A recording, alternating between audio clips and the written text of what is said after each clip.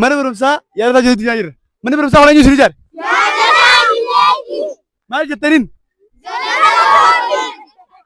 Barnoota barnoota ammaas barnoota kana ta'uu qaba kaayyoon Oromoota.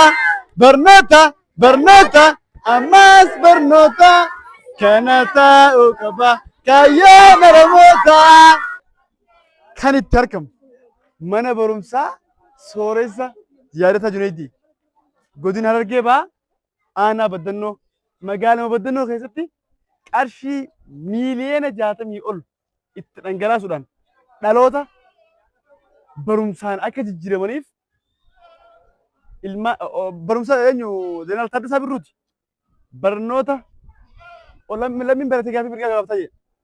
Alii Birraan barnoota barnoota ammaas barnoota kana ta'uu qaba kaayyoon Oromoota jedhe. So isin daawwachiifnaaf hotta.